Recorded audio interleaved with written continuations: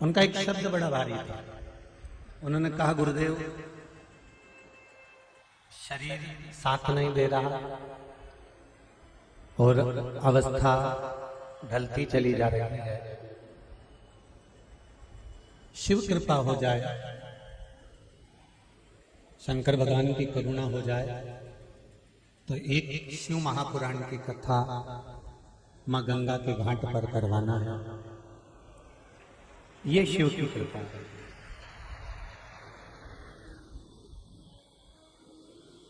और एक शब्द उन्होंने कहा था,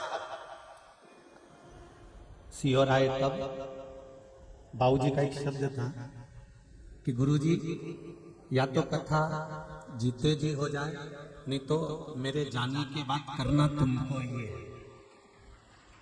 तो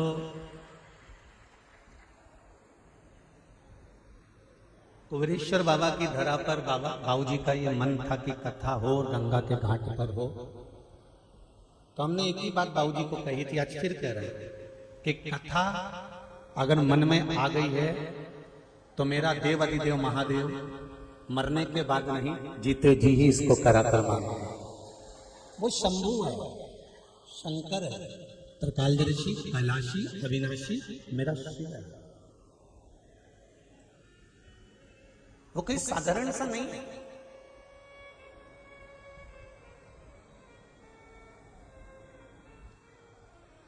अरे किस्मत वाले हो आप और हम,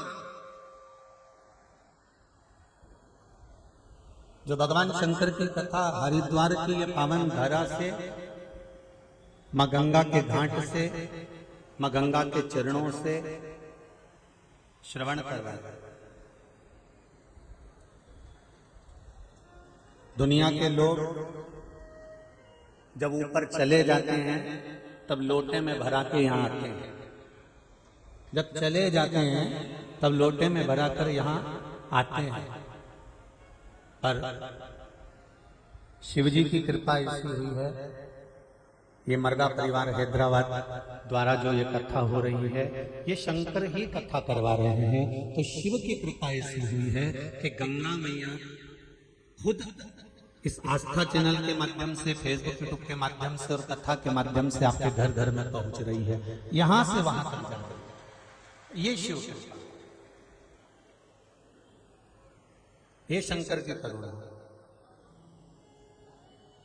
कि शंभु शरणे पड़ी मांगू घड़ी रे घड़ी, दुख काटो दया करी न दर्शन आपको।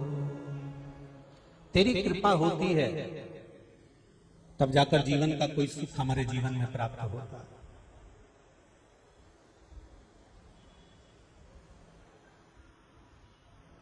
मिल जाए मनुष्य का शरीर तो भी भगवान का भजन नहीं हो पाता, और अगर मनुष्य का शरीर मिल भी गया, प्राप्त मान लो हो गया, और अच्छा शरीर भी अगर मिल गया है तो भी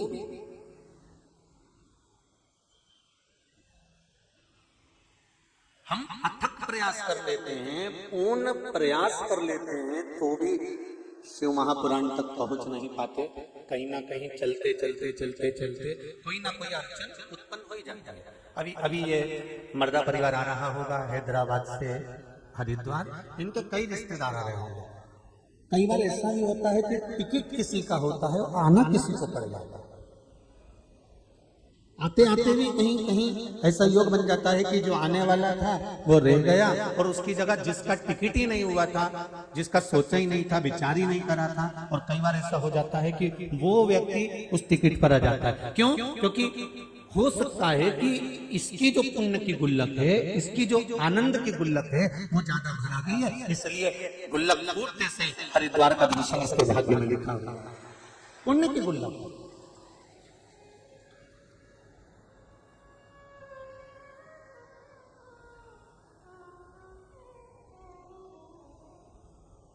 अरे तेरा ही दिया मैंने, खाया पिया तेरा शुक्रिया है, तेरा शुक्रिया है, मुझे भोले बाबा ने बहुत दे दिया है, तेरा शुक्रिया है, तेरा शुक्रिया है। ये बिना शिव के मिलना, शंकर की भक्ति के बिना कुछ प्राप्त होना, शिव के स्मरण बिना कुछ प्राप्त होना, ये बहुत कठिन है।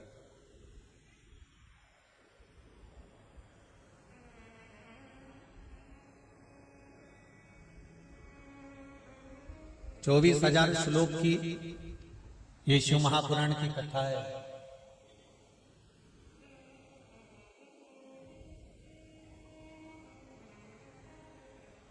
और 24,000 श्लोक में से पूरी शिव महापुराण की कथा संपूर्ण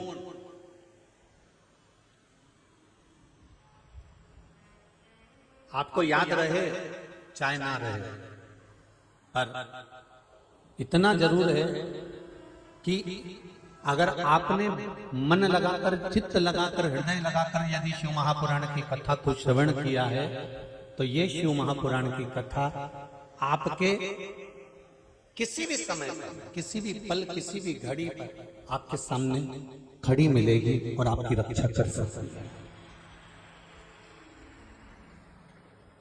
कई लोग प्रश्न करते हैं, गुरुजी हम इतनी बार कथा सुनते हैं हमको कुछ याद नहीं रहता, हमने भागवत जी इतनी बार सुनी हमको याद नहीं रही, हमने रामायण इतनी बार सुनी हमको याद नहीं, हमने गीता जी इतनी बार सुनी हमको याद नहीं। तो मेरा निवेदन है कि आप कहते हो कि हमने इतनी बार कथा सुनी और याद नहीं रहती, तो याद कर कर तुम्हें करना क्या है? अगली बार यहाँ बैठना है।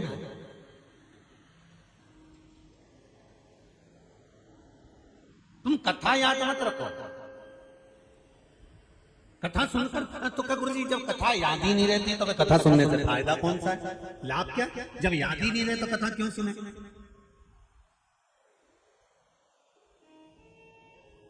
हमारा निवेदन है, 1 महीने पहले 4 तारीख को आपने क्या खाया था?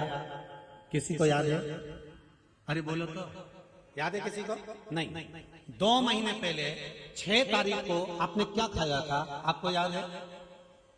याद है किसी को? नहीं।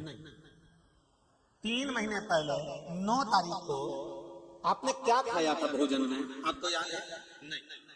जब 1 महीने पहले क्या खाया था, 2 महीने पहले क्या खाया था, 3 महीने पहले क्या खाया था, आपको याद नहीं है, पर जो आपने खाया था वो आपके शरीर में रक्त बनकर आज तक चल रहा है। उसी तरह शिव महापुराण की कथा है, भले याद नहीं रहे पर अंतिम समय तक इस हृदय और चित्त के साथ निरंतर चलती रहे।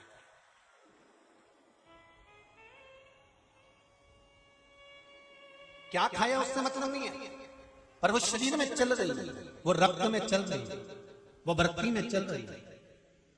कथा सुनी आपने, भले याद नहीं है, पर आपकी हृदय चित्त में, आपके रोम रोम में 3.5 करोड़ रोम छिद्र ये मनुष्य के शरीर पर बने हुए हैं। एक एक रोम छिद्र में जब शिव महापुराण का तात्विक सुख पहुंच जाता है, शिव महापुराण की कथा जब एक रोम रोम में पहुंच जाती है, तो तब ये अंतिम समय में जब प्राण छूटने का समय होता है, अंतिम जब समय होता है, तब उस समय पर ये हमारा सुना हुआ शिव महापुराण की कथा, हमारे द्वारा श्रवण करी गई राम कथा, हमारे द्वारा श्रवण करी गई कृष्ण कथा, हमारे द्वारा श्रवण करा गया भगवान का भजन, ये अंतिम समय में काम आता है। फिर निवेदन करूंगा, आपकी डिग्रियां और डॉक्टर हो, आप इंजीनियर हो, आप कलेक्टर हो, आप एसपी हो, डीएसपी हो, आप मंत्री हो, संतरी हो, जो भी आपके पास में पद है, आपकी पढ़ाई की डिग्रियां केवल यही काम आती है, वहां तो केवल ये शिव महापुराण राम कथा ही काम आती है। ये डिग्रियों के बल पर आपको यहाँ कुर्सी मिल सकती है, ये डिग्रियों के बल पर आपको यहाँ प्रतिष्ठा मिल सकती है, ये डिग्रियों के बल पर तुम्हें यहाँ सम्मान मिल सकता है, ये डिग्रियों के बल पर तुम्हारे को यहाँ आदर मिल सकता है, ये डिग्रियों के बल पर तुम्हें यहाँ मान और प्रतिष्ठा, यश और वैभव सब कुछ मिल सकता है, पर इन डिग्रियों के बल पर तुम्हें वहां कुछ नहीं मिलेगा। वहां पर एक ही डिग्री चलती है, क्या तुमने किसी भूखे को भोजन कराया है, किसी प्यासे को पानी पिलाया है, किसी गरीबड़े को, पथिक को तुमने किसी वृक्ष की छांव करी है, किसी के लिए तुमने एक गिलास जल भर कर दिया है। कहीं शिव महापुराण की कथा हो रही हो, राम कथा हो रही हो, वहां तुमने क्या बुआरी काढ़ी है? कहीं तुमने भगवान की सेवा में, वृद्धजन की सेवा में, बुजुर्ग की सेवा में, घर के माता पिता की सेवा में, घर के जो बड़े होते हैं, बयो होते हैं, चाहे वो जेठ हो, जेठानी हो, ननंद हो, नंदोई हो, सास हो, ससुर हो, माता हो, पिता हो, काका हो, काकी हो, घर के बुजुर्ग जितने हैं, क्या उनकी सेवा में आपने अगर कुछ थोड़ा सा समर्पण किया है तो ये सारा आपका किया गया पुण्य की डिग्री वहां काम आती है। यहां पर काम नहीं, पर वहां जरूर काम आती है। आपका समर्पण, आपका आदर, आपका सम्मान, आपका सत्कार।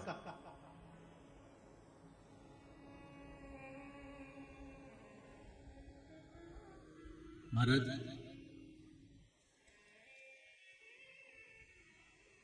संकल्प तो लिया बाबूजी ने कि मुझे कथा करवाना है मर्दा परिवार, पर मैं धन्यवाद दूंगा श्रवण कुमार जैसे बेटे दिनेश जी और दिलीप जी आपको, कि आपके दोनों की धर्म पत्नियों को भी धन्यवाद दूंगा और सारे परिवार को धन्यवाद दूंगा जिन्होंने आगे बढ़कर अपनी बहनों के साथ में, पूरे परिवार के साथ में, पूरे कुल के साथ में इस कथा को कि पिताजी का मन है, माताजी का मन है, माँ और बाप का एक मन और चित्तवृत्ति, बस यही तो है। पूर्व समय के श्रवण कुमार माता पिता को कंधे पर तीरथ कराने ले गए थे। आज का बेटा अगर माता पिता कहें और बेटा अगर उनके कहे हुए वचन को निभा ले तो समझ लो श्रवण कुमार से कम नहीं है। इतना भी कर लेते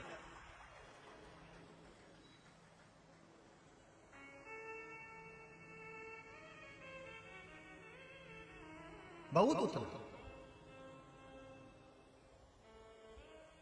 और धन्यवाद दिलीप जी और दिनेश जी, आपकी धर्म पत्नियों को, बहुओं को भी धन्यवाद दूंगा। बहुत बहुत साधुवाद कि हृदय से, चित्त से, मन से, उमंगता से, आनंद के साथ शिव महापुराण की कथा करवाने के लिए आप आए अपने माता पिता को।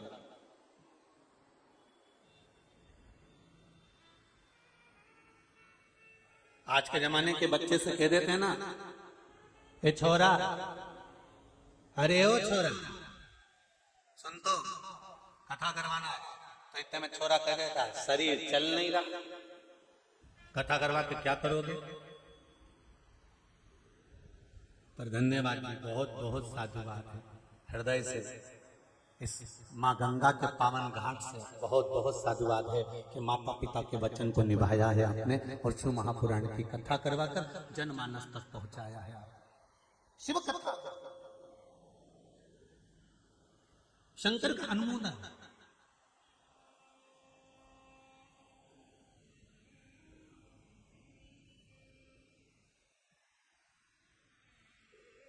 हर की पौड़ी,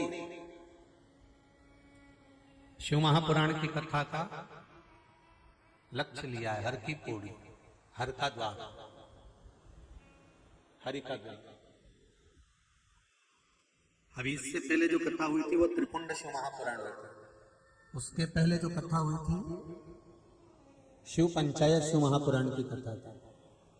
अब आप और हम जो श्रवण करने के लिए बैठे हैं, यह हर की पौड़ी, हरि का द्वार, शिव महापुराण की कथा है।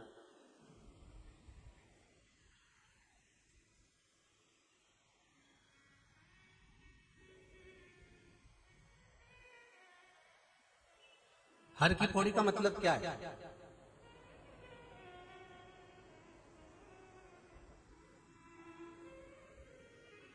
पौड़ी मतलब पेड़ी, पेड़ी मतलब सीढ़ी,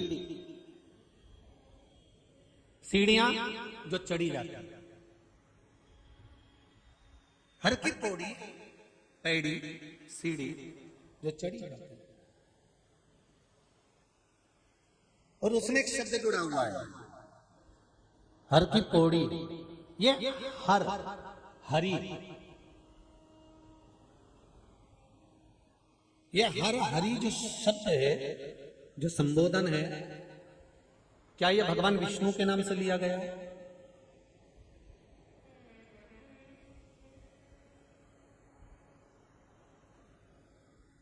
क्या भगवान नारायण के नाम से हरि पौड़ी का नाम जुड़ा गया है?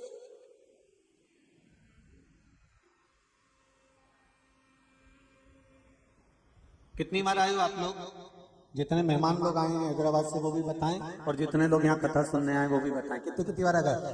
उंगली के सारे से बता दो। कोई 4 बार, कोई 3 बार, कोई 2 बार, कोई 10 बार, कोई अनगिनत बार, ना जाने कितनी कितनी बार आए हो गए यहाँ पर।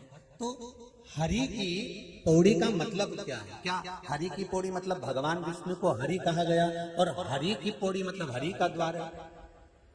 सही है क्या? बोलते जाओ जरा जल्दी। हरि का संबोधन केवल भगवान विष्णु से नहीं किया गया।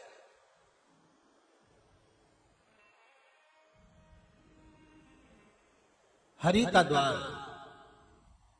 हर की पौड़ी, सीढ़ियां। यहां पर जो हरि शब्द लिया गया है वो भगवान विष्णु से नहीं लिया गया। इस पावन हरिद्वार का जो हरि शब्द है वो भर्तरी के हरि शब्द से लिया गया।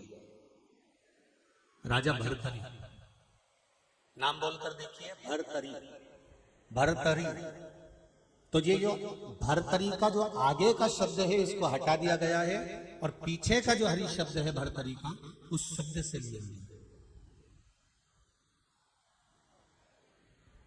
यहां भगवान विष्णु के हरि शब्द से नहीं है मतलब, यहां भगवान नारायण के हरि शब्द से मतलब नहीं है। नारायण का नाम तो ये गंगा के घाट पर हरिद्वार में बाद में जोड़ा गया, पर उसके प्रथम में हर की पौड़ी का जो संबोधन कहा गया है, हर की पौड़ी का जो चरित्र वर्णन किया गया है वो राजा भर्तरी। विक्रमादित्य ने अपने भाई भर्तरी के याद में सीढ़ियों का निर्माण करा था गुफा तक, जहां पर बैठकर भर्तरी भगवान नारायण का और शिव का स्मरण कर रहे हैं।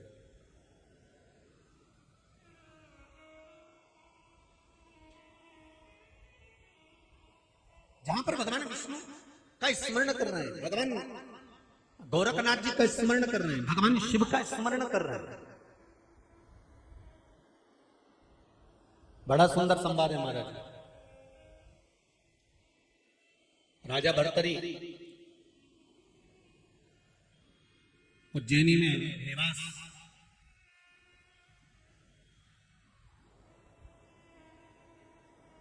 सप्तपुरियों में, दो पुरियों में राजा भर्तरी आते थे और जाते थे। पहली अवंतिकापुरी उज्जैन, दूसरी मायापुरी हरिद्वार। इस हरिद्वार का जो प्राचीन नाम है, जो देवताओं के द्वारा दिया गया नाम है, जो देवताओं के द्वारा निश्चित किया गया नाम है, इसका नाम है मायापुरी। सप्तपुरियों में एक पुरी है।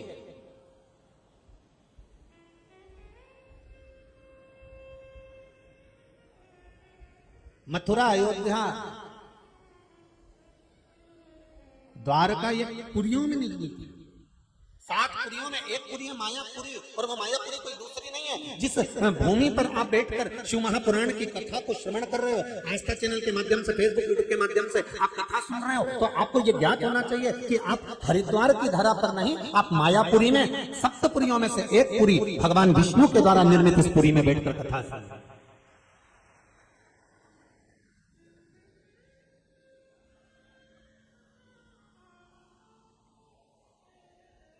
और क्या मतलब होता है पुरी का? क्यों कहा जाता है अवंतिकापुरी जाइए, मथुरापुरी जाइए, मायापुरी जाइए, द्वारकापुरी जाइए, कांचीपुरी जाइए, जगन्नाथपुरी जाइए? लेकिन पुरी का मतलब क्या है?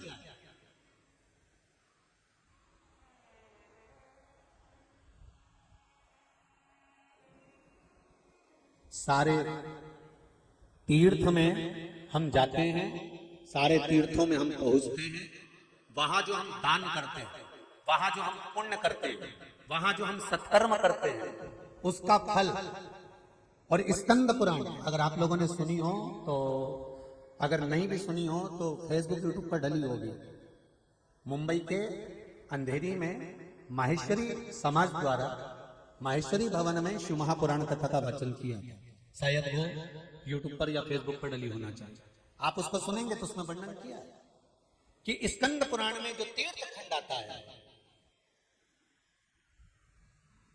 पुरियों का जो वर्णन आता है स्कंद पुराण में, उसमें वर्णन किया है कि सारे तीर्थों में जाकर दान करिए, सारे तीर्थों में जाकर पुण्य करिए, सारे तीर्थों में जाकर भजन करिए, सारे तीर्थों में जाकर नाम जाप करिए, सारे तीर्थों में जाकर दीपदान करिए, सारे तीर्थों में जाकर भगवान का भजन करिए, सारे तीर्थों में जाकर आप भगवान का स्मरण करिए, चाहे सारे तीर्थों में बैठकर आप कितना गुणगान करिए, उसका फल आपको मिलेगा, दुगना मिलेगा। आप तीर्थ में जो पुण्य करोगे उसका फल दुगना मिलेगा। पर शिव महापुराण की कथा कहती है, स्कंद पुराण कहती है कि जो हमारे हिंदू धर्म सनातन धर्म में 7 पुरियों का जो निर्माण करा गया है, इन पुरियों के निर्माण का मतलब यह है कि सप्तपुरियों में जाकर जो हम दान करते हैं, सप्तपुरियों में जाकर जो हम भजन करते हैं, सप्तपुरियों में जाकर जो हम कथा श्रवण करते हैं, सप्तपुरियों में जाकर यदि हम एक अन्न का दान, एक दीप दान, अगर एक मंत्र जाप, एक नाम जाप भी करते हैं तो उसका फल दुगना नहीं होता, उसका फल 1000 गुना प्राप्त होता है। वो दुगना नहीं होता, 1000 गुना।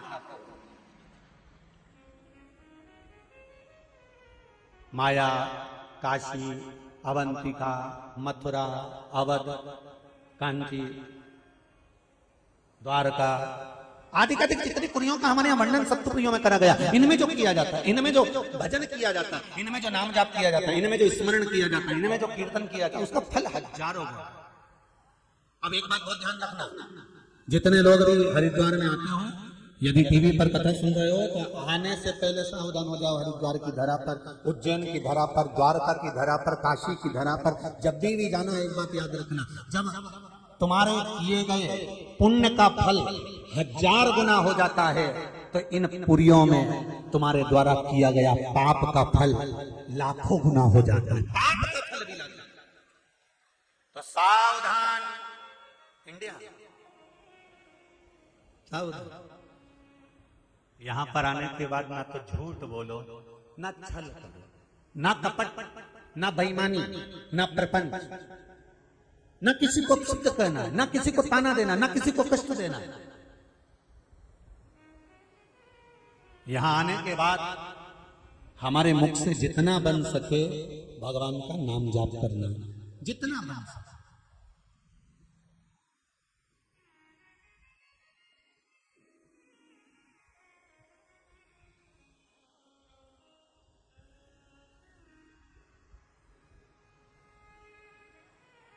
मैं आशीष को कह रहा था कि आशीष, ये मर्दा परिवार ने, दिनेश जी ने, दिलीप जी ने जो वो कार्ड छपवाया है छोटा सा, उसमें लिखा हुआ है इतनी बजे से इतने बजे ये कार्य, इतनी बजे इतनी बजे ये कार्य, इतनी बजे इतनी बजे ये कार्य, इतनी बजे से इतनी बजे तक ये कार्य, सब कुछ लिखा है। तो मैंने आशीष से कहा इसमें एक बात लाइन नीचे और डाल देना थी कि बचा हुआ जो समय है उसमें शंकर का नाम जप जाए,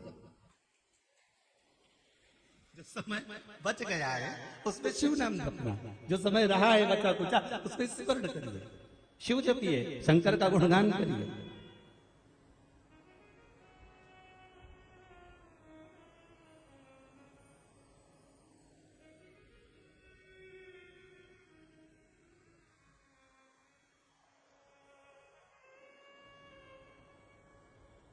महाराज ये जिह्वा शिव नाम में जितनी डूबी है उतना सुख है।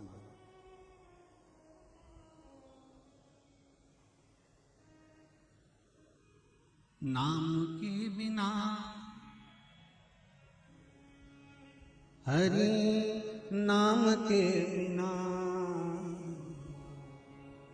चल जाइए जिव्या पापनी नाम के बिना, जल जाए जीवा पापड़ी हरि नाम के बिना। ओ नाम के बिना शिव नाम के बिना, नाम के बिना शिव नाम के बिना, जल जाए जीवा पापड़ी हरि नाम के बिना, जल जाए जीवा पापड़ी हरि नाम के बिना।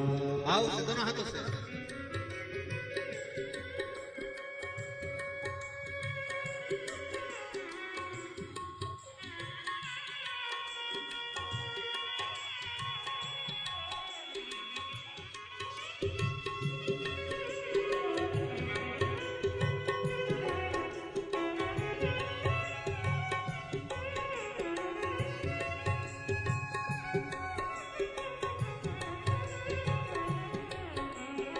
भाव से।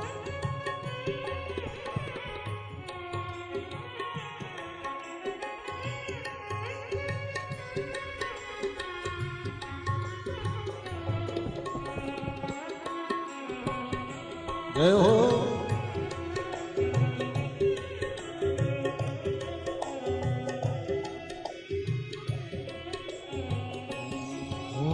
पंछी पंख बिना बिच्छू डंक बिना हाथी दंत बिना पंछी पंख बिना बिच्छू डंक बिना आरती शंख बिना ओ पंछी पंख बिना बिच्छू डंक बिना आरती शंख बिना ओ पंछी पंख बिना बिच्छू डंक बिना आरती शंख बिना गणित अंक बिना कमल पंख बिना निसमय अंक बिना गणित अंक बिना अंक बिना निसमय अंक बिना व्यर्थ भ्रमर चिंतन सब ये अच्छे काम बिना चल जाएगी पापड़ी हरि नाम के बिना जल जाएगी पापड़ी हरि नाम के बिना ओ नाम के बिना हरि नाम के बिना नाम के बिना हरे नाम के बिना हो जाएगी पापड़ी हरि नाम के बिना जल जाए जीवा पापड़ी हरे नाम के बिना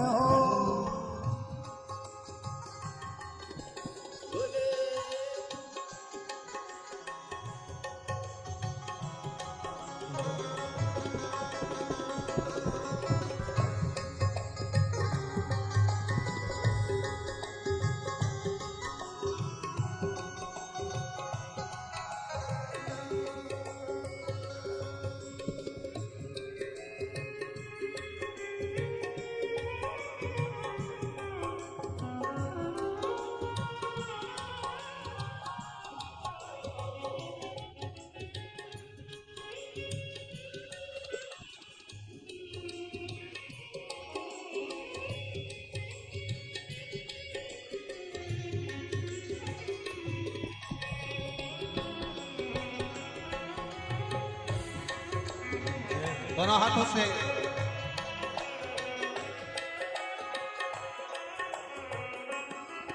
क्षत्रियान बिना विज्ञान बिना हर संतान बिना क्षत्रियान बिना विज्ञान बिना हर संतान बिना ओ क्षत्रियान बिना विज्ञान बिना हर संतान बिना क्षत्रियान बिना विज्ञान बिना हर संतान बिना ओ देह प्राण बिना हाथ दान बिना भोजन मान बिना देह प्राण बिना हाथ दान बिना भोजन मान बिना ओ देह प्राण बिना हाथ दान बिना भोजन मान बिना देह प्राण बिना हाथ दान बिना भोजन मान बिना हो मोर कहे बेकार नाचना हो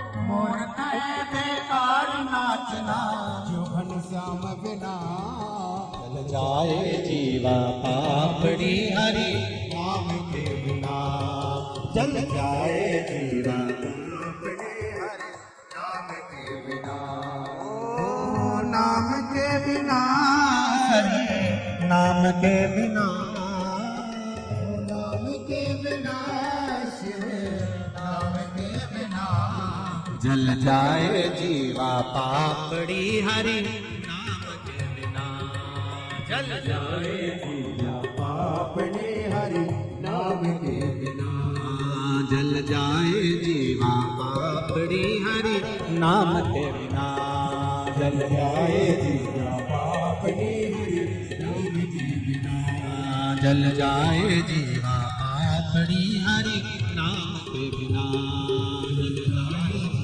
पापड़ी हरि नाम के बिना ओ नाम के बिना हरि नाम के बिना नाम के बिना जल जाए जीवा पापड़ी हरि नाम के बिना, जल जाए जीवा पापड़ी हरि नाम के बिना, जल जाए जीवा पापड़ी हरि नाम के बिना, जल जाए जीवा पापड़ी हरि नाम के बिना। हर हर महादेव। भगवान शिव की कथा कहती है वो जिद्या बेकार है जिससे भगवत स्मरण ना हो।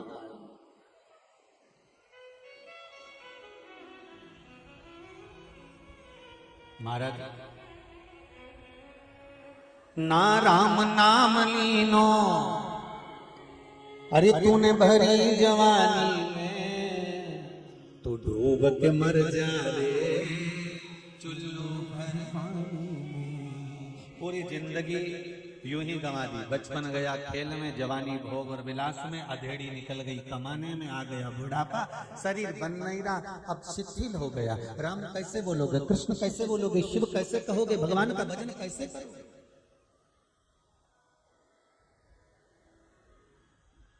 तीर्थ में जाकर भजन किया दुगना फल हो गया, और सप्तपुरियों में जाकर जो भजन किया तो पुण्य तुम के बोलो जरा 1000 गुना हो गया। और सप्तपुरियों में जाकर यदि पाप किया,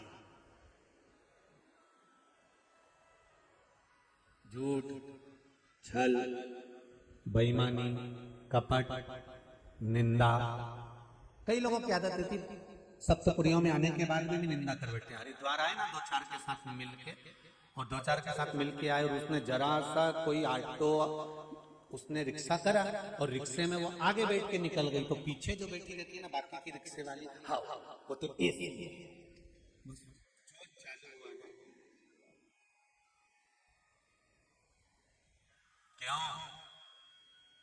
तुम अकेले अकेले गंगा नहा कर आ गए, हमको ले जाने में क्या दिक्कत थी तुमको?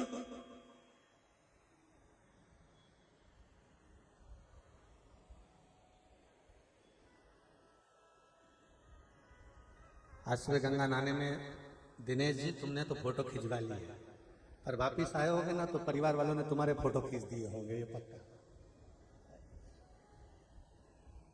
अकेले चले गए, गंगा नहाया, हम भी जाते, हम भी नहाते। महाराज सप्तपुरी में आओ, आप मायापुरी में बैठकर शिव महापुराण की कथा सुन रहे हो, तो मायापुरी में अगर कथा सुन रहे हो तो निवेदन है, ना निंदा, ना चुगली, ना बुराई, ना असत्य, झूठ, प्रपंच कुछ। यहाँ तो केवल एक काम करना है, श्री शिवाय नमस्तुभ्यम, श्री शिवाय नमस्तुभ्यम, श्री शिवाय नमस्तुभ्यम, श्री शिवाय नमस्तुभ्यम। इन सप्तपुरियों कहीं पर भी बैठ कर आप भगवान का भजन, उस भजन का फल क्या? ये देखो, अभी पत्र तो बहुत सारे हैं, यहाँ पे भी तुम लोगों ने पत्र भेजने में कमी नहीं रखी है, उसके कुछ पत्र पड़े हैं जो यहाँ पर।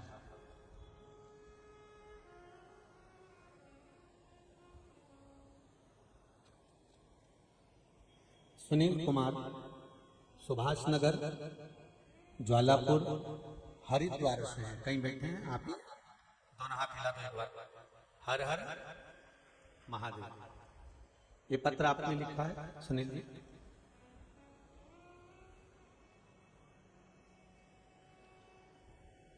माइक वहां तक जा सकता, माइक दीजिए। सुनील जी अपने पत्र में लिखा है, गुरुदेव शिव महापुराण की कथा आपके मुखारविंद से टीवी चैनल के माध्यम से सुनते आए। गुरुजी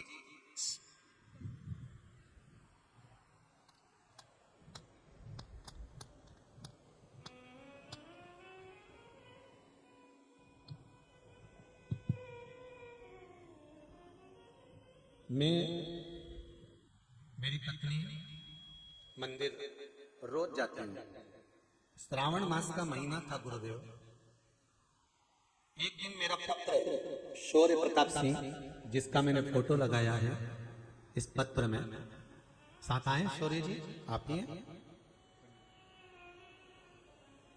शौर्य प्रताप सिंह मेरा पुत्र, मंदिर में इसके प्राण छूट गए थे। 20 मिनट तक शरीर में प्राण नहीं थे, शरीर पूरा सफेद हो गया था। पत्र में आपको लिखा है। जी गुरुदेव। खूब रोना धोना मच गया मंदिर के अंदर, पानी भी छीटा गया, सब कुछ करा गया, पर प्राण वापिस नहीं हुए। गुरुदेव, एक महिला शिव भगवान की पूजन कर कर जल चढ़ा रही थी, उसके कानों में आवाज गया, शंकर जी पे चढ़ा हुआ जल हाथ में लेकर श्री शिवाय नमस्तुभ्यम कहकर बेटे के ऊपर जैसे ही डाला, मेरे बेटे ने वापिस नेत्र खोल लिए। 20 मिनट बाद प्राण वापिस आ गए। जी गुरुदेव। सही है जी गुरुदेव। श्री शिवाय नमः। श्री शिवाय नमस्तुभ्यम। सुनील जी कहाँ रहते हैं आप?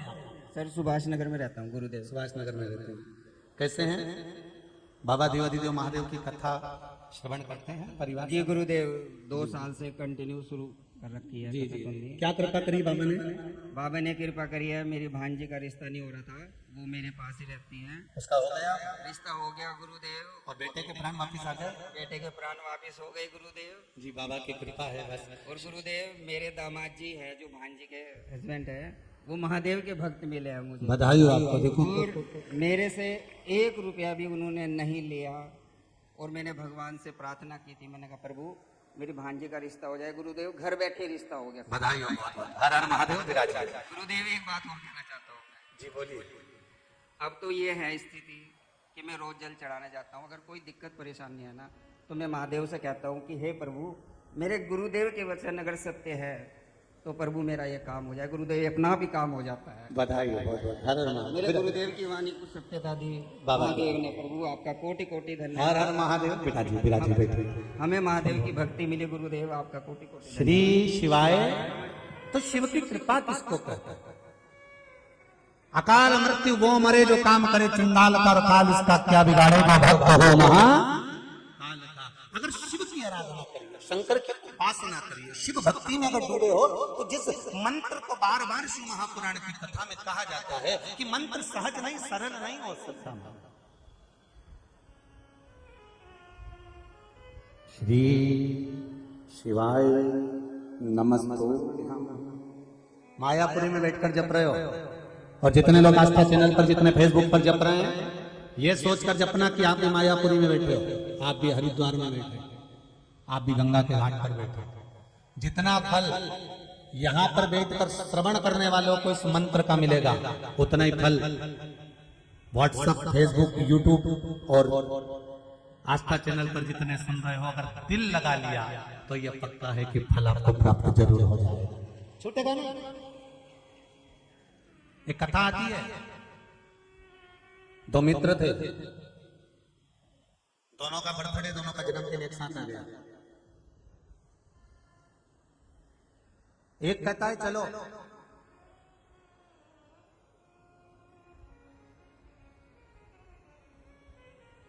चलकर नीलकंठेश्वर महादेव का दर्शन करेंगे, महाकाल का दर्शन करेंगे।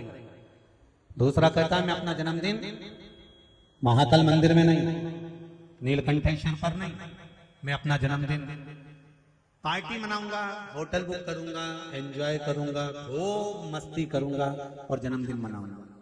दोनों ने अपना अपना जन्मदिन। जो मंदिर जाने वाला था वो मंदिर चले गया, जो होटल जाने वाला था उसने होटल बुक कर लिया। मंदिर जाने वाला मंदिर की लाइन में लगा, खूब। अब मन में सोच रहा है, अरे मेरी भी बुद्धि मारी गई थी, कहां मैं दर्शन करने आया, मेरा दोस्त कितना जोरदार एंजॉय कर रहा होगा, केक काट रहा होगा, खूब खारा पीरा मौज कर रहा होगा, डिस्को कर रहा होगा, और मैं अपना जन्मदिन यहाँ लाइन में लगा हूं, 1 घंटे से लगा हूं, अभी तक भगवान के दर्शन ही नहीं हुए। और दूसरा जो होटल में पड़ा हुआ था, मदिरा पान कर रहा है, व्यसन कर रहा है, और मन में सोच रहा है कहां मैं अपना जन्मदिन कचरे में मना रहा हूं। मेरा दोस्त वहां पर शिव जी का दर्शन कर रहा होगा, शंकर का गुणगान कर रहा होगा, शिव स्मरण कर रहा होगा, शंकर जी पे 1 लोटा जल चढ़ा रहा होगा, शंकर जी का दर्शन कर रहा होगा। मेरा दोस्त तो मुझसे ज्यादा अच्छा है। दोनों मिल गए, 3 महीने बाद बाइक से जा रहे थे, 4 व्हीलर से टकरा गए, दोनों मर गए।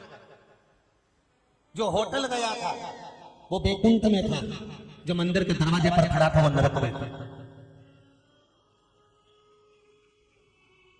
कारण क्या कारण था कि मंदिर में खड़े रहने के बाद भी उसका मन मंदिर में नहीं था, और वो होटल में रहने के बाद भी उसका मन महाकाल के दरवाजे पर था। ये चित्त से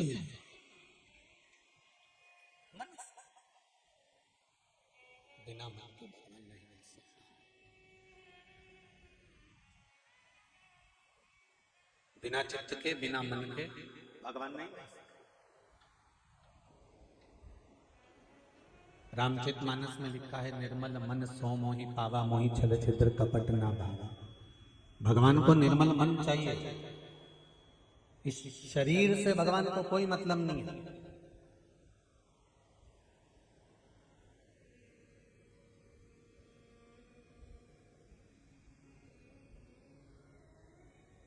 अगर शरीर से भगवान प्रसन्न होता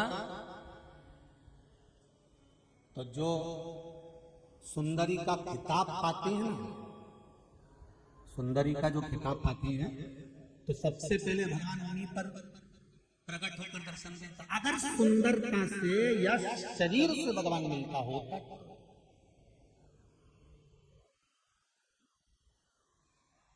भगवान शरीर से कभी नहीं मिलता, भगवान शरीर से कभी प्राप्त नहीं होता। भगवान अगर मिलता है तो निर्मल मन सो मोहि पावा, मोहि छल छिद्र कपट ना भावा। भगवान केवल आपके हृदय चित्त से, आपके मन से। तो जितने लोग अगर बाहर बैठकर भी कथा सुन रहे हैं, कहीं टीवी के सामने कथा सुन रहे हो, फेसबुक पर सुन रहे हो, तो ये सोचना कि आप मायापुरी में कथा सुन रहे हो, तो आपका दिल मायापुरी। और कई लोग ऐसे भी हैं कि आ तो गए हरिद्वार,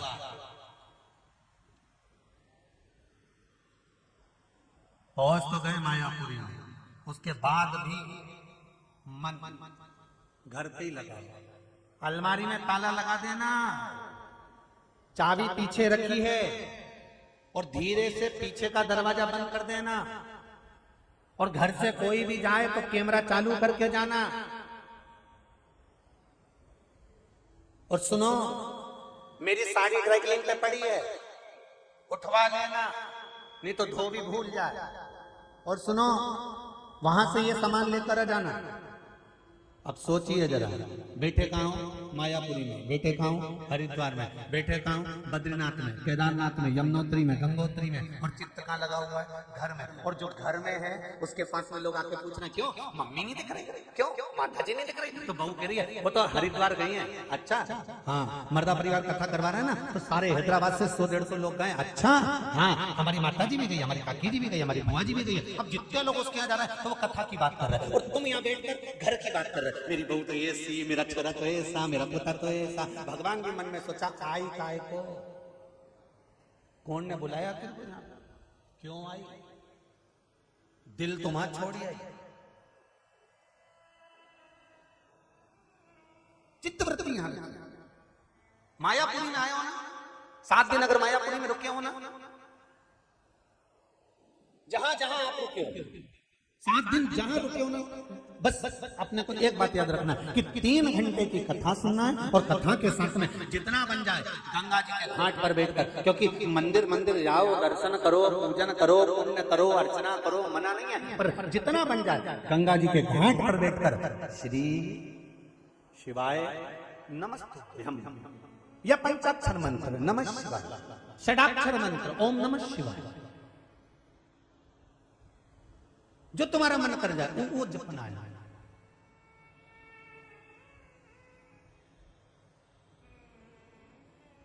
मैंने तेरे ही भरोसे, ओ भोले तेरे ही भरोसे, हवा बिच उड़ती जावांगी, बाबा डोर हत्तो छठी ना में कटी। ये शिव के भरोसे।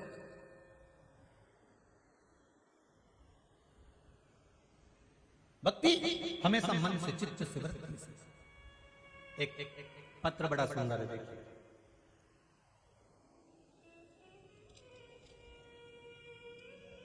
निर्मला देवी,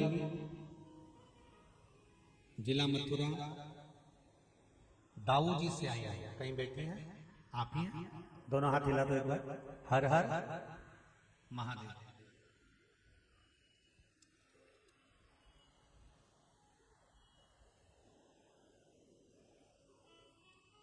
भोलेनाथ जी की ऐसी कृपा हुई है गुरुदेव, मेरे पति हार्ट के पेशेंट थे और फिर उनकी तबीयत ज्यादा खराब होती चली गई, खाने की प्रॉब्लम होने लगी, खाना बंद कर दिया।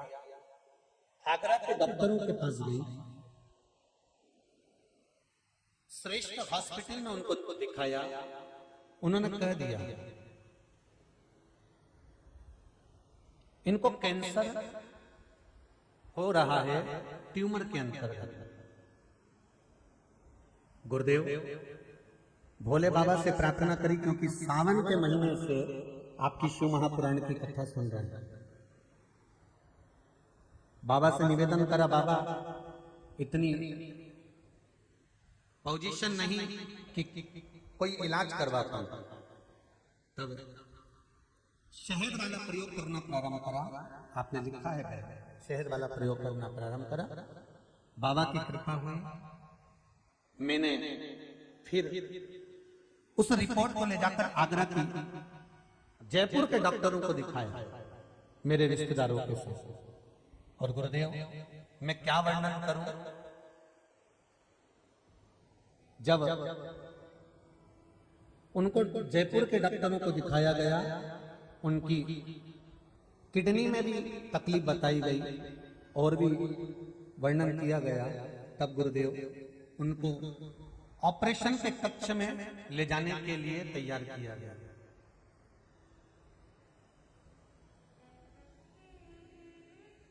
गुरुदेव बाबा देवदेव महादेव की कृपा किसको कहते हैं कि ऑपरेशन कक्ष में ले जाने के बाद में श्री शिवाय नमस्तुभ्यं मंत्र का जाप करते रहे, तो बाबा की ऐसी कृपा रही, न कैंसर हुआ न ट्यूमर हुआ और मेरे पति ठीक होकर घर आ गए। ये शिव बैठो बैठो, श्री शिवाय नमस्तुभ्यं। शंकर कृपा इसी को कहते हैं। शंभो शरणे मांगू घड़ी दुख काटो, दया करी ने दर्शन। आपकी चित्तवृत्ति में जितना शिव का भजन कर रहे हो, फिर निवेदन करूंगा, ब्रह्मा ब्रह्म लोक में रहते हैं, भगवान विष्णु वैकुंठ लोक में रहते हैं। अगर इस मृत्यु लोक का कोई देव है तो वो देव अधिदेव महादेव है। मेरा शंकर, मेरा भूगर्दानी, मेरा कंकर में रहने वाला शंकर संपूर्ण भूमंडल में, संपूर्ण पृथ्वी पर, संपूर्ण ब्रह्मांड में विराजमान है। संपूर्ण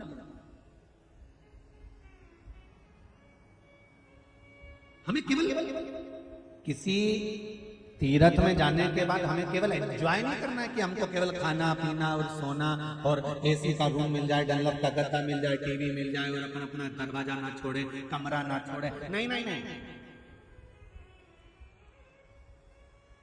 सूर्य तपेगा, गर्मी भी पड़ेगी, गंगा का घाट है, गंगा मैया अगर यहाँ बुलाई है तो पसीने की एक एक बूंद जो भरा हुआ है पाप कर्म इस शरीर के अंदर, वो सारा निकाल कर बाहर पटकेगी, तुम्हें शुद्ध कर कर तब यहां से भेजेगी। ऐसे नहीं बैठे आप, हम अपनी माँ की गोद में खेले हैं। जितने लोग भी कथा सुन रहे हैं सब अपनी अपनी माता की गोद में खेले हैं। आप में से कितनी माताएं और कितने भाई ऐसे बैठे हैं कि बच्चे जब स्कूल जाते होंगे तो माता पिता उनको गंदा भेज देते होंगे? अरे बोलो तो सही, कोई माँ बाप अपने बच्चे को गंदा स्कूल भेजता है? छोटे से बच्चे को भी माँ बाप अगर स्कूल भेजते हैं तो तैयार करके भेजते हैं, कथा में लेकर आते हैं तो तैयार कर लेकर आता है, शादी में लेके जाते हैं तो टिप टिप टाप करके लेके जाते हैं, उसको पूरा तैयार कर लेकर जाते हैं। ये माता पिता, माँ अपने बच्चे को कहीं पर भी लेकर जाती है, कहीं पर भी छोड़ने जाती है, स्कूल ले भेजती है तो उसको श्रृंगार कर तैयार कर भेजती है। इतना याद रखना, आप भी मायापुरी में माँ गंगा के पास आए हो, माँ गंगा आपको गंगा कभी नहीं भेज सकती, आपको निर्मल करती है, शुद्ध बनाकर, श्रेष्ठ बनाकर, अच्छा कर भर्तरी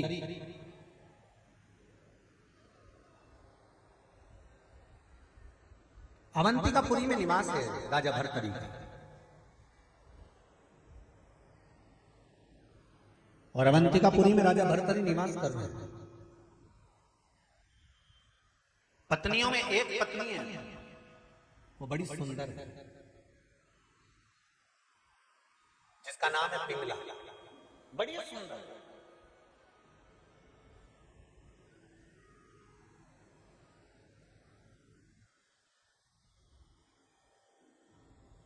राजा सबसे ज्यादा समय अपनी वो सबसे सुंदर रानी राजा भर्तरी और पिंगला को देते थे। पिंगला कहती कि यहाँ बैठ जाओ, राजा भर्तरी वहां बैठ जाओ। पिंगला कहती है काम कर दो, राजा भर्तरी वो काम कर देता।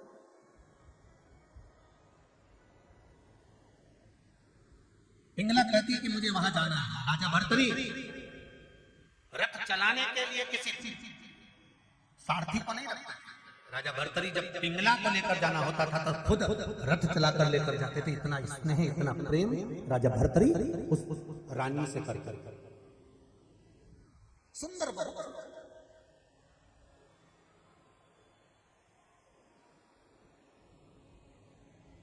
एक बात पहले भी कही, आज फिर कहते हैं,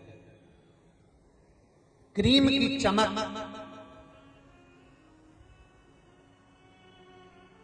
3 महीना, 6 महीना, 2 दिन रहती है, पर शिव महापुराण की कथा कहती है आपके भजन की चमक, अच्छे कर्म की चमक मरते दम तक रहती है। चेहरा चमकता रहता है। इसीलिए कहा मत बुरे कर्म कर बंदे वरना पछताएगा, भगवान की आंखों से तू बच नहीं पाएगा, तू बच नहीं पाएगा। अरे ओ अज्ञानी मत करना, तेरे कर्म का फल भी तू ही पाएगा, जैसा किया तूने तेरे आगे आएगा। मत बुरे कर्म कर बंदे वरना पछताएगा, भगवान की आंखों से तू बच नहीं पाएगा, तू बच नहीं पाएगा। बड़ा मुश्किल।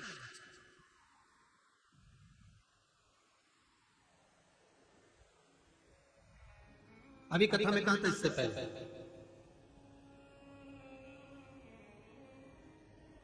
शरीर चले और तुम्हारे घर में चले, शरीर चले और तुम्हारे घर में चले, तब तक सारे अच्छे काम कर लो। क्योंकि शरीर नहीं चलेगा और तुम्हारे घर में नहीं चलेगी तो कोई अच्छा काम नहीं कर सकते, क्योंकि दूसरे के अधीन हो जाओ।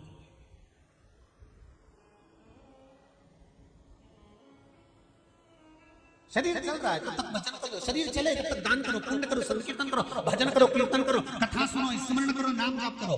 और साथ में तुम्हारे घर में चले कि बेटा ये करना है, बेटी मुझे ये करना है, पोती मुझे ये करना है, जीजी मुझे ये करना है, भैया मुझे ये करना है। जब तक तुम्हारा शरीर चले और तुम्हारे घर में चले, जब तक सारे अच्छे काम करो, जितने अच्छे काम कर सकते सब कर लो। फिर बड़ा मुश्किल है।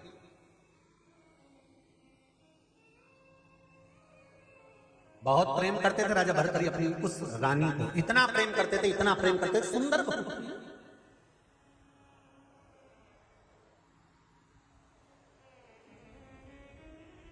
एक दिन शिव के भक्त शंकर के उपासक शंकर का नाम जाप करने वाले श्री गोरखनाथ जी आए।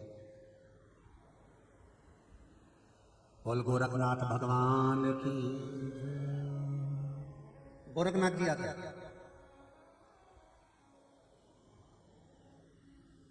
और गोरखनाथ जी आए। राजा भर्तरी को मालूम पड़ा कि गोरखनाथ जी आए हैं, संत पधारे हैं, तो गोरखनाथ जी की खूब सेवा में लगे। और बहुत ध्यान दीजिए, जब संत साधु सन्यासी तपस्वी साधक उपासक कोई भक्त भगवान का जिसके भीतर ना छल हो, ना बेईमानी हो, ना कपट हो, ना निंदा हो, ना बुराई हो, ऐसा कोई भक्त, ऐसा कोई साधु, ऐसा कोई तपस्वी, ऐसा कोई साधक आपको मिल जाए और मौका मिले कि हाँ सेवा करना है,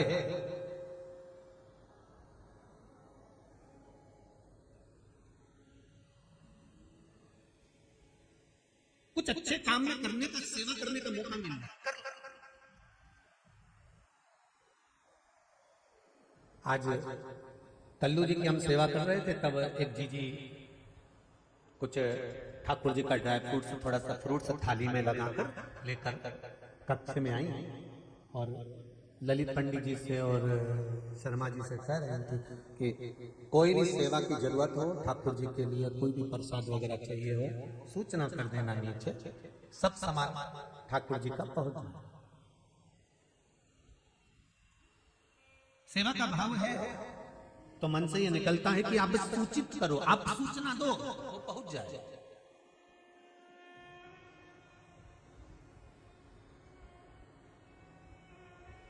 देखिए, ये मर्दा परिवार अगर हरिद्वार का रहने वाला होता ना, तो ये पक्का कहता हूं कि और विशाल आयोजन हो जाता। पर ये लोग हैदराबाद से आए हैं, खुद भी बाहर से आए हैं, इसलिए जो कार्यकर्ता सेवा कर रहे हैं मर्दा परिवार के, कोई जमाई है, बेटी है, भांजा है, भतीजा है, भाई है, कुटुंब है, आए और व्यवस्था में लग गए, देखने लगे कि क्या हो रहा है, क्या नहीं हो रहा है, क्या व्यवस्था करना है, कैसे करना है, तो एक अलग अलग। फिर भी कलम दोपहर में जब पहुंचे, उस समय से लेकर अभी तक हम आशीष जी से पूछते रह रहे हैं कि व्यवस्था में लगे हैं सब गुरुजी, पूरा परिवार, बेटियां, भाभियां, भैया, भांजा, भतीजे सब लगे हुए हैं, कोई कुछ व्यवस्था, कोई कुछ व्यवस्था, कोई कुछ व्यवस्था, कहीं ना कहीं व्यवस्था में लगे।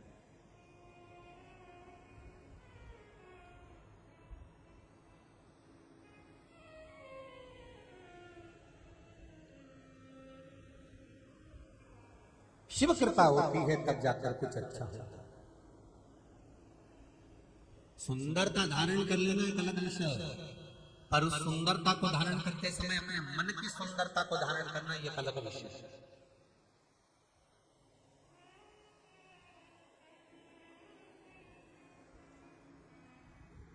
वो भजन की एक लाइन लोग गाते हैं,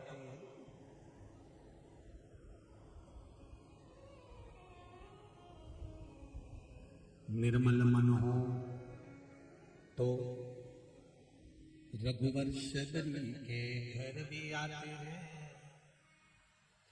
निर्मल मन हो तो भगवान छिलके भी खा जाते हैं। मन की निर्मलता होना चाहिए।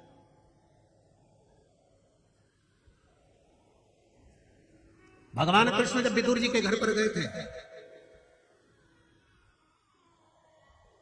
केवल थोड़ी देर के लिए नहीं रुके थे, 2 रात्रि विदुर जी के घर पर मेरे भगवान कृष्ण रुके थे। और 2 रात्रि तक विदुर जी के घर में जब भगवान पहुंचे थे तो छिलके खाए थे, और जब भगवान कृष्ण विदुर जी क्या रुके थे तो केवल रोटी और साधारण सी बथुआ की भाजी, केवल भाजी, ना तो विदुर जी की पत्नी ने लड्डू बनाया था, ना मैसूर पाक बनाया था, ना खोपरा पाक बनाया था, ना रबड़ी बनाई थी, ना खीर, ना हलवा, ना कोई बासुंदी। कुछ मीठा बना ही नहीं था। तो एक दिन भगवान कृष्ण के मुख से निकल गए और भगवान कृष्ण ने कहा तुरंत विदुरानी से, काकी जी मैं 2 दिन से यहाँ पर हूँ, मुझे एक दिन में मीठा खाने को नहीं मिला, आपने मीठा नहीं बनाया। तो विदुरानी ने कहा ये जो बैठी है माता कुंती आपकी बुआ, मैंने इनसे पूछा था क्या कृष्ण को मीठा प्रिय नहीं है? तब माता कुंती ने कहा था कृष्ण को तो मीठा प्रिय है, पर मेरे पांडव और कौरवों का आज वंश मिट रहा है, ये देखकर मुझे प्रसन्नता नहीं है, इसलिए मैंने मीठा बनाने की मना कर दी थी। तब भगवान कृष्ण ने कहा बुआ जी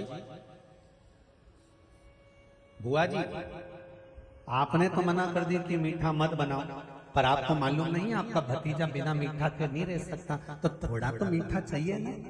तो कृष्ण कौरव और पांडवों का वंश मिट रहा है, पूरे कौरव समाप्त हो रहे हैं और तुम मीठा खा ले। भगवान कृष्ण कहते हैं बुआ जी जन्म मरण और परण, डॉक्टर भले कह दे कि इतनी तारीख तक डिलीवरी हो जाएगी, पर जब तक वहां से नहीं छूटेगा तब तक जन्म नहीं होगा। किसी ने कह दिया अंतिम सांसें चल रही है घर ले जाओ, मालूम पड़े 1-2 साल और निकाल दो। पत्रिका देखकर कहा था इसकी तो बहुत लंबी उम्र है, मालूम पड़े कोरोना महामारी में निपट गए। कितनी उम्र लेता है? जन्म मरण परण, सारी दुनिया में लड़के देख लिए, सारी दुनिया में लड़कियां देख ली, पर शादी पक्की नहीं हुई। मालूम पड़ा नजदीक की नजदीक रिश्तेदारी में रिश्तेदारी हो गई, पर शादी। भगवान कृष्ण कहते हैं बुआ जन्म मरण परण ये 3 चीज तो भगवान कृष्ण कहते हैं ये परमात्मा के हाथ में, भगवान के हाथ में, और तुम कहती हो कि लड्डू खाओगे कि मेरे जहाँ कौरव और पांडवों का वंश मिट रहा है और तुम लड्डू खा लोगे। भगवान कहते हैं जन्म मरण परण ये 3 परमात्मा के हाथ में है बुआ, ये अपने हाथ में नहीं है, इसलिए आप तो अपना कर्म किए जाओ, स्मरण किए जाओ, फल की इच्छा उस पर छोड़े जाओ। तुम्हें मीठे बनाने में कोई दिक्कत नहीं थी और आप कहते हो कि मीठा नहीं बनाया।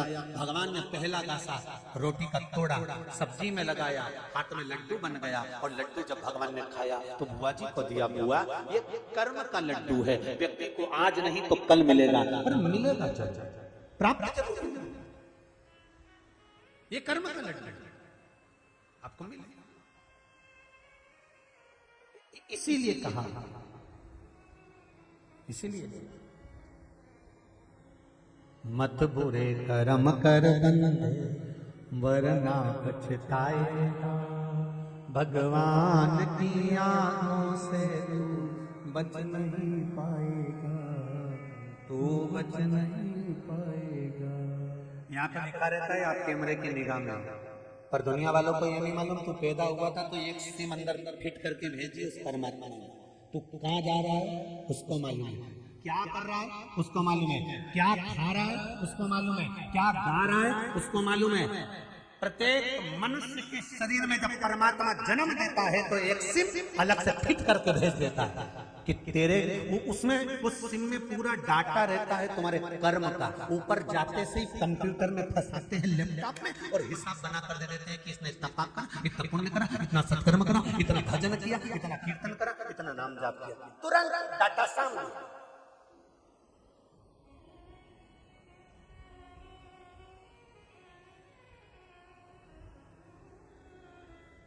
मायापुरी में जितने लोग शिव नाम जप रहे हैं, शिव महापुराण की कथा सुन रहे हो, कितना भी पाप कराओ, डाटा सिम का या अच्छी सिम, एक गंगा की डुबकी लगाते से आदमी की सिम गड़बड़ हो जाती है तो अंदर की सिम तो यूं ही बदल जाती है, एक डुबकी लगाते से।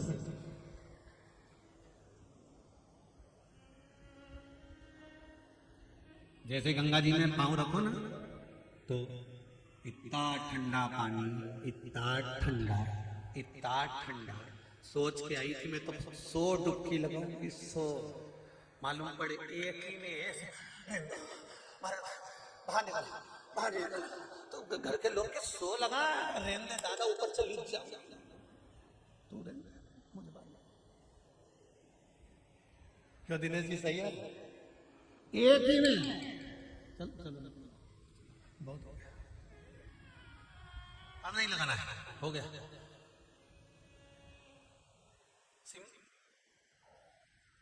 सब ठीक है।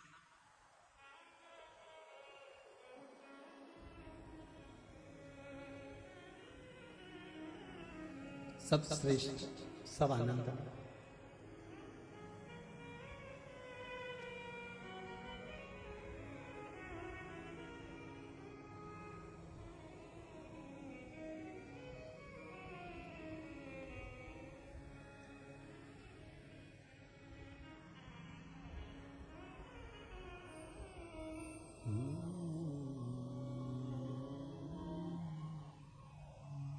हे पावन शिव का धाम हरिद्वार, हे पावन शिव का धाम हरिद्वार, कल कल यहाँ बहती निर्मल, कल कल यहाँ निर्मल बहती माँ गंगा की धार, हे पावन शिव का धाम हरिद्वार।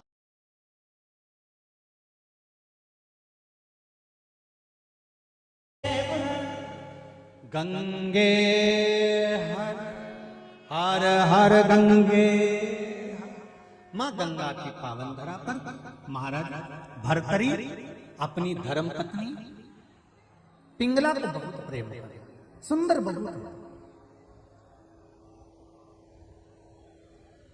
शिव कथा कह रही है, शंकर भगवान का पावन चरित्र कह रहा। सुंदरता भले भगवान दे, पर सुंदरता के साथ में शिव महापुराण कहती है कि भक्ति स्मरण भी दे, मंत्र जाप भी दे, नाम जाप। सुंदर कथा कर रही है महाराज।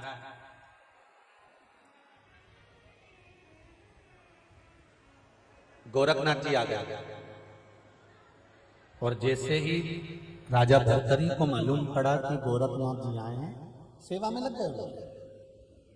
संत साधु सन्यासी तपस्वी साधक उपासक भक्त,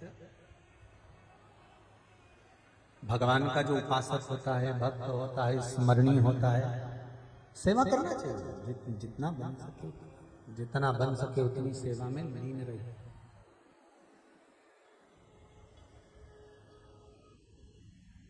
जितना बन सके उतना सेवा। अब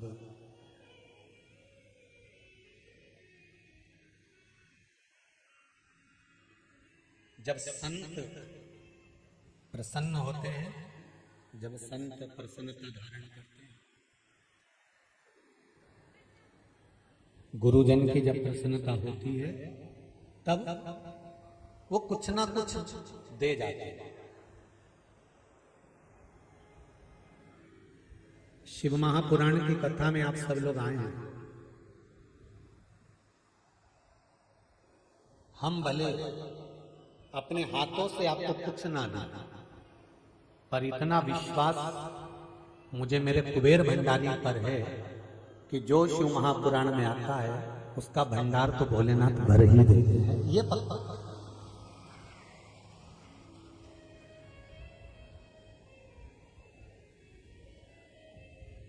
सियोर वाला महाराज आपको कुछ दे ना दे,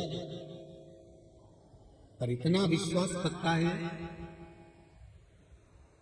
कि वो मेरा भोले बाबा त्रिकालदर्शी कैलाशी अविनाशी देने में कमी नहीं।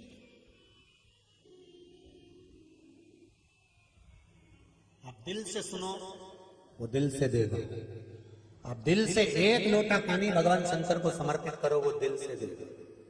गंगा के घाट पर आए हो, शिवलिंग मिले ना मिले, गंगा का ही एक कंकर निकालकर हाथ में रखकर गंगा का ही जल उस कंकर पर ये मानकर समर्पित करो कि मैं विश्वनाथ को गंगा जल चढ़ा रही हूँ, सोमनाथ को, केदारनाथ को, मल्लिकार्जुन को, भीमाशंकर को, त्र्यंबकेश्वर को, ओमकारेश्वर को, महाकालेश्वर को, वैद्यनाथ को, रामेश्वरम को, नागेश्वर को।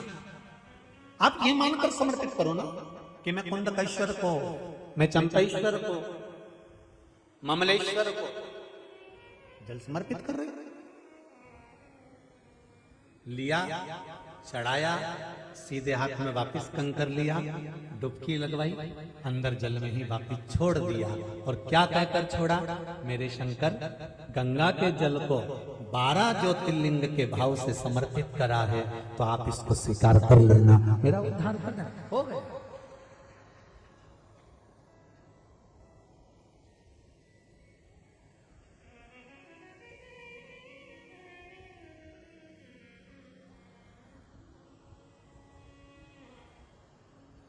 अब दिल से उसको पुकारो, नमन करो, हृदय चित्त से। जिस चीज की तलब होती है ना, वो चीज मिलती है, पक्का है। दिल में जिसकी तलब होगी, एक तंबाकू खाने वाला जो व्यक्ति होता है ना, इसको एसी के डब्बे में बिठा दो और ये तंबाकू की डिब्बी भूल आया, ये अपने जेब में वो तंबाकू लेकर नहीं आया, वो बैठेगा और उसको जब तलब उठेगी ना उस तंबाकू को खाने की, पाने की, जो नशे में डूबा हुआ व्यक्ति होता है ना, जिस चीज का नशा होता है और वो चीज उसको नहीं मिले तो वो ढूंढता है। तो तंबाकू खाने वाले को तंबाकू उसी एसी के डब्बे में कहीं ना कहीं से मिली जाती है। जब वो तंबाकू खाने वाले को तलब उठी तो एसी के डब्बे में उसके लिए तंबाकू आ सकती है, तो तुमने अगर शिव से मिलने की तलब उठेगी तो क्या शंकर नहीं आया? उठना था, उसको पाने की तलब।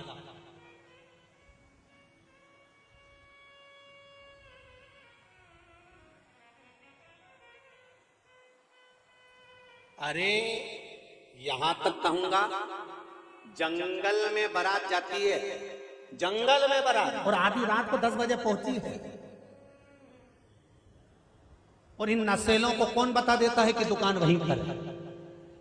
जरा सोचो, आधी रात को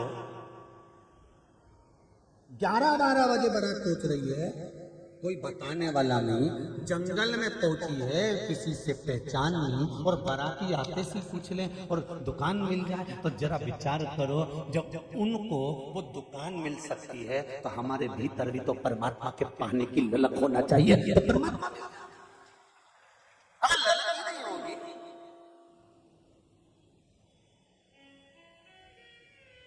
एक हृदय में तमन्ना ललकता उत्पन्न होगी तो परमात्मा मिलता जाएगा,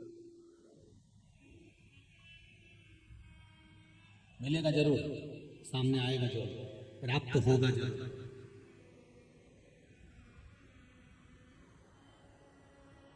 इतने पत्र हैं, एक से बढ़कर एक पत्र लिखा है आप लोगों ने, और अपने हृदय का अनुभव लिखा है। हम इसको पत्र नहीं कहते, हम इसको कहते हैं कि बाबा ने जो आपको आकर दर्शन दिया, हाजिरी दी है, मेरे शंकर भगवान ने जो आपके सम्मुख में आपकी दुख की घड़ी में जो आपने उपाय करा, मंत्र का जाप करा, उसका जो फल मिला है, आपने वो दिल से लिखा है, पत्र नहीं है। ये बाबा का पृथ्वी पर होने का हस्ताक्षर है कि मैं हूं, इसलिए संसार चल रहा है, मैं हूं।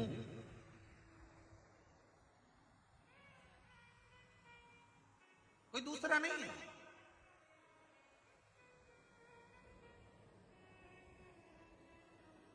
पिंगला गोरखनाथ जी की सेवा में गई, आज अपने पति के साथ नहीं, राजा भरतरी के साथ, और राजा भरतरी ने देखा कि मन नहीं है पिंगला पर। आज गोरखनाथ जी प्रसन्न हो गए, गोरखनाथ जी ने एक झोली में से फल निकाला, तो फल निकालकर राजा भरतरी को दिया, और भरतरी को फल देकर कहा कि भरतरी ने जब फल मिला तो भरतरी से कहा, सुनो राजा भरतरी, आप बहुत अच्छे राजा हो, खूब सेवा करते हो, खूब चाकरी करते हो, संतों की खूब देखरेख करते हो राजा भर्तरी, सुनो मैं तुमको ये फल दे रहा हूं, मैं तुमको ये फल दे रहा हूं और आपको ही मैं ये फल दे रहा हूं। इस फल को अगर आप खा लोगे अंतिम समय तक भी बूढ़े नहीं होगे, जवान की जवान बने रहोगे, सुंदर के सुंदर बने रहोगे। लो ये फल। राजा भर्तरी ने सोचा इतना सुंदर फल मिला है, मैं जवान बने रहूंगा, बूढ़ा ही नहीं होगा। तो राजा भर्तरी, अब पति को अगर कोई अच्छी चीज मिलती है, अच्छा गिफ्ट मिलता है, ऑफिस गया बहुत अच्छी चीज मिली, किसको ला कर देगा? बोलो जी जी जरा अच्छे से बोलो, किसको ला कर देगा? बहुत अच्छी चीज मिल गई, बहुत अच्छा गिफ्ट मिल गया, बहुत अच्छी सामग्री मिल गई, बहुत अच्छा सामान मिल गया, घर में 4 पुत्र हैं, 4 बेटियां हैं, जिसके प्रति उसका लगाव होगा, जिसके प्रति उसका स्नेह होगा पत्नी है, जिसके प्रति उसका बहुत प्रेम होगा वो उसी को देगा। राजा भर्तरी ने सोचा अगर मैं युवान हो गया, मैं जवान हो गया, पर मेरी पत्नी ये पिंगला अगर बूढ़ी हो गई तो कितनी बुरी लगेगी, मेरा हृदय इस पर आ ही नहीं पाएगा। और मैं जवान होकर क्या करूंगा? इस पिंगला को जवान होना चाहिए, अंतिम अवस्था तक ये पिंगला सुंदर दिखना चाहिए।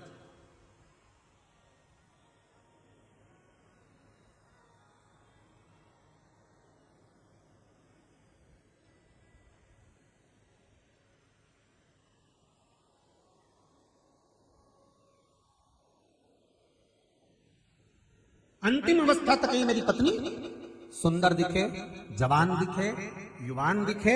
उसने ये विचार कर लिया कि एक काम करता हूं, ये फल अपनी धर्म पत्नी पिंगला को दे देता हूं। और पिंगला को वो फल दे दिया और पिंगला से कहा सुनो, इस फल को तुम खाओगी, जवान हो जाओगी, युवान दिखोगी, बूढ़ी नहीं हो सकती, लो ये फल।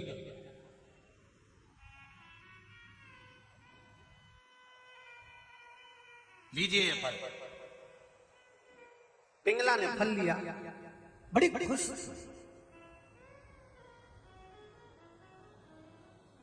पिंगला ने वो फल नहीं खाया। इस हरिद्वार की हर की पौड़ी की जो कथा है कोई साधारण नहीं है साहब, हर कोई नहीं आ जाता हर की पौड़ी। कथा का नाम है हर की पौड़ी शिव महापुराण कथा, हरि का द्वार शिव महापुराण कथा। तो आपको मालूम होना चाहिए कि हर की पौड़ी कब बनी थी, किसने बनाई थी, हर की पौड़ी का मतलब क्या है। हरिद्वार तो तुम हर बार आए, पर तुम्हें मालूम क्या था? तुम तो सोचे गंगा का घाट है, हरि का द्वार है, हरि के द्वार जाना है। हरि का द्वार से नहीं, भरतरी का हरि लिया है। भरतरी, भरतरी का पीछे का शब्द हरि आया है और उसकी पौड़ी बनी, उसका सीढ़ियां बनी है, उसके नाम पर चल जाए। उसको पहचानो क्यों, किस लिए? आने वाली पीढ़ी पूछेगी माँ कहां गई थी? हरिद्वार। उसका मतलब क्या होता है बताना पड़ेगा आपको कि इतनी बार मैं हरिद्वार गई पर मुझे मालूम नहीं पड़ पाया कि हरिद्वार का मतलब क्या है। मैं तो गई और गंगा नहा कर आ गई और लोगों ने कहा कि हरि का द्वार है, जाओ नहाओ, पर उस हरि संबोधन को मुझे जानना है, क्या भगवान विष्णु के नाम के हरि के संबोधन से जोड़ा गया है कि भरतरी के हरि के नाम से जोड़ा गया? उस संबोधन को मुझे पहचाना।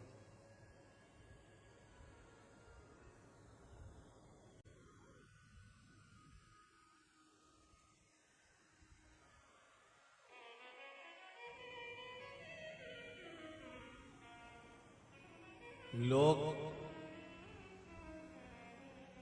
दवाई खाते हैं, कोई वैक्सीन आता है, कोई इंजेक्शन आता है, तो पहले उसके लिए पूरी अब्बा उड़ाते हैं। जैसे वो कोरोना का वैक्सीन नहीं आया था, उसके लिए लोगों ने उड़ाया था कि नहीं उड़ाया था? जो लगवाता है तो हाथ टेढ़ा हो जाता है, बुखार आ जाता है, उठ ही नहीं पाता है, फिर तो ना जाने क्या क्या हो जाता है। अरे नहीं लगवाओगे तो निपट जाओगे। लगवाओ तो किस किस ने लगवाया वैक्सीन?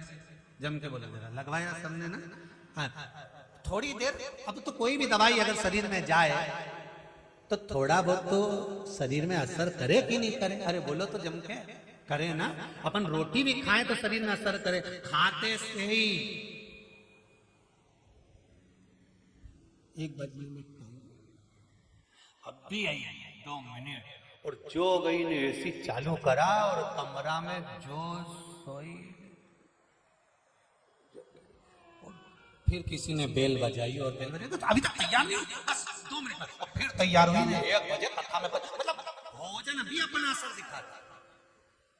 जो कथा सुनते हो वो भी अपना असर दिखाती है। कथा सुनते से ही ऐसे लगने लगता है महाराज मेरे कोई कह रहा है, मतलब दवाई असर करना चालू हो गई, इफेक्ट करना चालू हो गई। तो यही है, दवाई असर करना चालू कर देती है। ये क्या क्या अब पिंगला को दे दिया फल, पिंगला ने वो फल लिया, पिंगला उस फल को नहीं खाया। पिंगला ने विचार करा, राजा के दरवाजे पर जो द्वारपाल खड़ा होता है मैं उसको बहुत प्रेम करती हूँ, वो मुझे प्रेम करता है, अगर मैं जवान हो गई तो क्या मतलब कि वो तो बूढ़ा हो जाएगा, जिससे मेरा लगाव, जिससे मेरा स्नेह। पिंगला ने वो फल जम के बोलो उस द्वारपाल को दे। द्वारपाल के पास फल आया, क्या जोरदार फल मिला है, पिंगला ने मुझको दिया है, रानी ने मुझको दिया है, मेरे स्वरूप को देखकर अब मैं कभी बूढ़ा नहीं होऊंगा, इस फल को खा लूंगा। तो उस द्वारपाल को दिया, पर वो द्वारपाल एक वेश्या को चाहता था।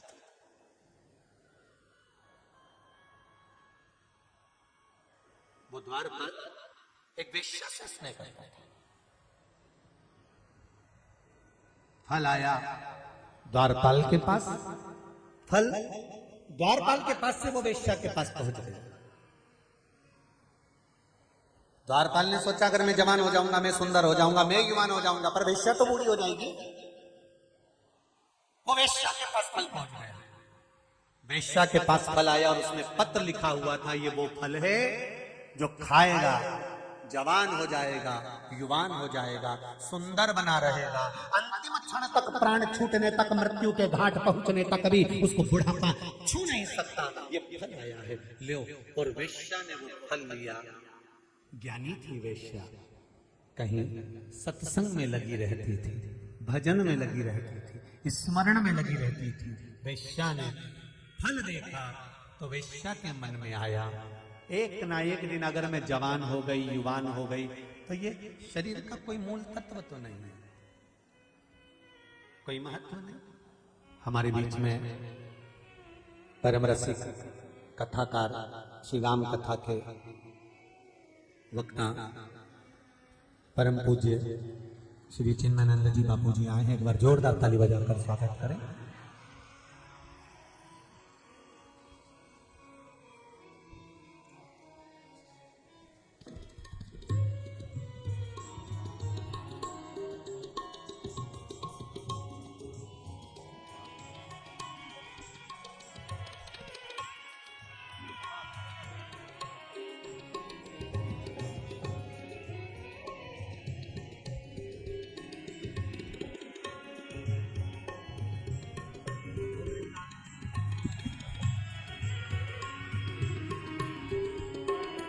एक बार जोरदार ताली बजाकर।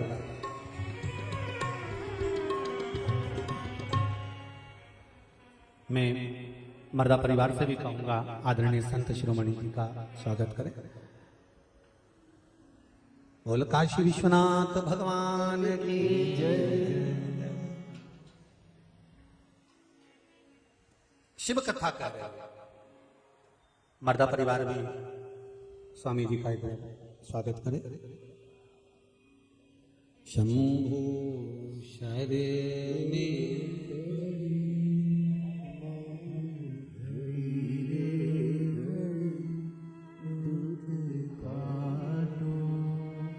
दया करी दर्शन शंभु शरणे हरि मांगू घड़ी रे घड़ी दुख काटो दया करी दर्शन आपो दया करी दर्शन आपो।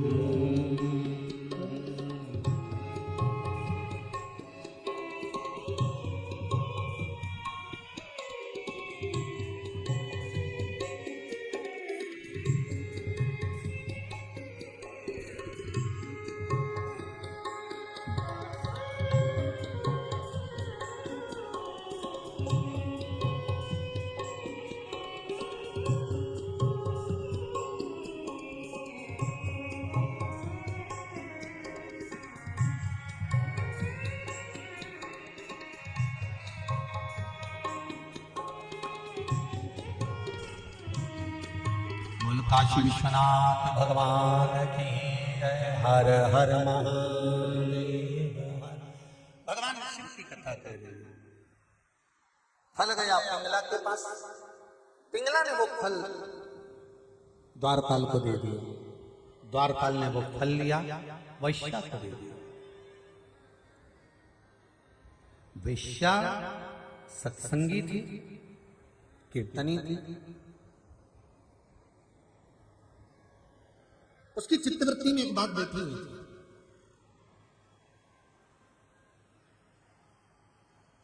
मेरा शरीर है, अगर मैं ये फल खा भी लूंगी और जवान हो भी जाऊंगी, युवान अवस्था मेरे को आ भी जाएगी, तो ये शरीर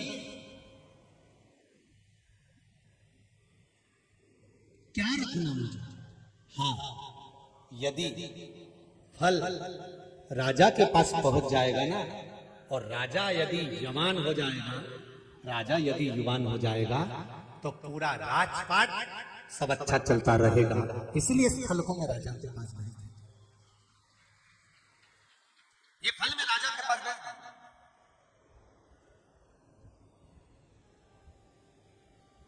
फल राजा के पास गया और राजा भर्तरी के सामने जब फल आया और वेश्या ने कहा महाराज ये फल लीजिए, राजा भर्तरी ने पूछा कि ये फल क्यों? ये वो फल है जिसको खाने के बाद आप युवान हो जाएंगे। महाराज मैं चाहती हूं ये फल आप खाएं, और राष्ट्र का राजा जब युवान बनकर राष्ट्र को चलाएगा तो मेरा राष्ट्र पूर्ण आनंद के साथ आगे बढ़ जाएगा। राजा भर्तरी ने पूछा ये बताओ कि ये फल तुम्हारे पास कैसे आया? तो कहा मुझे द्वारपाल ने दिया। द्वारपाल से पूछा ये फल तेरे पास कहां से आया? तो कहा मुझे पिंगला ने दिया। पिंगला से पूछा ये फल, तो पिंगला से पूछने की तो जरूरत ही नहीं थी क्योंकि राजा ने खुद ही दिया था। राजा भर्तरी की आंख से आंसू बहने लगे और राजा भर्तरी 12 वर्ष तक सप्तपुरियों में से एक पुरी अवंतिका पुरी में तप करते रहे। जब वो पिंगला राजा भर्तरी के सामने दिखने लगी, तब राजा भर्तरी ने विचार करा कि अब इसको कहां लेके जाऊं, इस शरीर को। तब राजा भर्तरी मां गंगा के घाट इस मायापुरी में आए और इस गंगा के घाट पर एक शिखर में एक पर्वत में कंदरा के अंदर तप करने बैठे। तप करते करते राजा भर्तरी को समय निकल गया, राजा भर्तरी के प्राण छूट गए। विक्रमादित्य का राज्य था। राजा विक्रमादित्य को मालूम पड़ा कि मेरा भाई भर्तरी चला गया है। जिस गुफा में बैठकर राजा भर्तरी ने तप करा, उस भर्तरी की गुफा से लेकर गंगा के घाट पर रोज भर्तरी नहाने आते थे। तो वहां से वहां तक की पौड़ी बनाई गई और सीढ़ी बनाई गई। उसी पौड़ी को भर्तरी की गुफा तक लिया गया। भर्तरी के आखिरी में आता है हरि। आप बोल कर देखिए, भर्तरी के आखिरी में आता है हरि और पौड़ी बनाई गई, तो इसका नाम हर की पौड़ी रखा गया। ये वो हर की